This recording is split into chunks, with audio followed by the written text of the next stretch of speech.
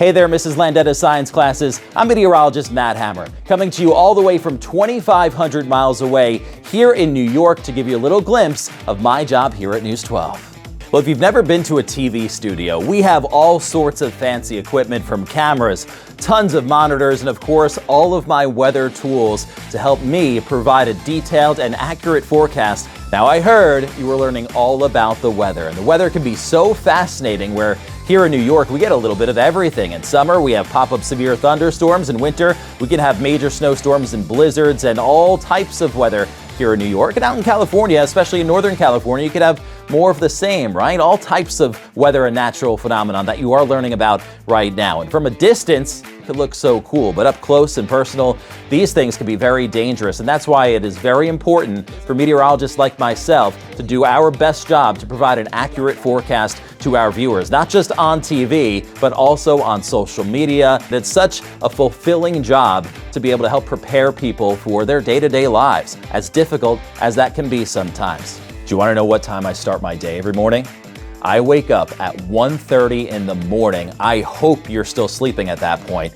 3:30 in the morning, I am at work, and it's about the first 90 minutes or so of my shift is building the forecast, looking at all the different computer models, seeing if anything's changed from the previous day, alerting my news producers of how we should format the news show and how we should best showcase the weather to our viewers, and start to build my weather graphics, which we have a ton of weather graphics here at News 12. Just at a click of a button, you could have temperatures, wind, storm path, and any sort of weather information you could really dream of. We have graphics like a what to wear graphic, which suggests what you should bring with you throughout the day, and if it's going to be raining, whether or not you need the umbrella or the rain jacket, or if you could just go with the sunglasses, or maybe it's a day like we've had today in New York where you need both, where we have sun in the morning and a couple of showers later on. That whole process takes about 90 minutes from when we get to work to when we are first up live on air on TV, starting at 5 o'clock in the morning. There's a lot to do, but it's a very important job where on sunny days, there's not much to worry about. You can have some fun, but there are times when the weather is very, very serious,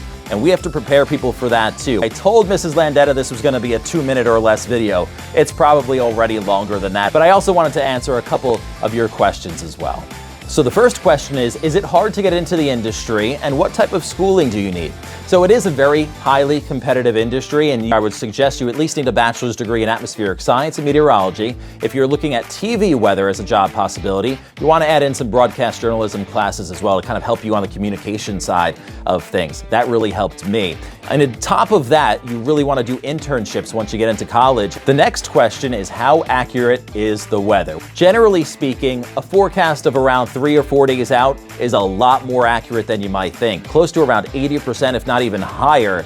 There could be a pop-up thunderstorm on a sunny day that you didn't expect. Those things happen, but in terms of overall weather patterns and temperatures, for the most part, now there are unique situations, but for the most part, days 0 today through days 3 or 4 are pretty accurate, and I don't think we'll ever be at a point where forecasting is perfect. There are just too many variables that happen way up in the atmosphere. That being said, though, it continues to get better and better year over year as technology does continue to improve.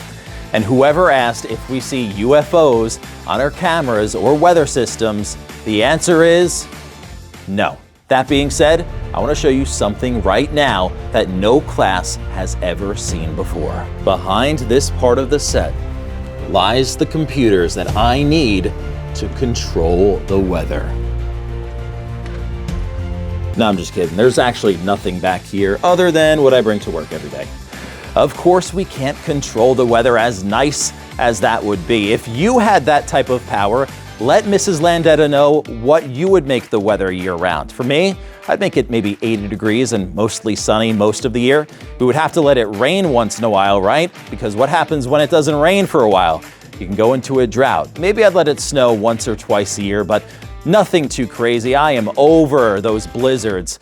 It is just too much to clean up. I did like that when I was younger, but what really got me into weather was thunderstorms and the fascination of how the earth and the atmosphere can create all of that lightning and heavy rain. That's what got me so interested in what I do today. I really hope you enjoyed this quick behind-the-scenes tour of the studio here at News 12 and learning a little bit about me. I wish you the best of success in everything you do, and remember to study hard for Mrs. Landeta. She is a great teacher and an even better friend. From News 12 here in New York, I'm meteorologist Matt Hammer. Gotta check the tie, gotta check the tie.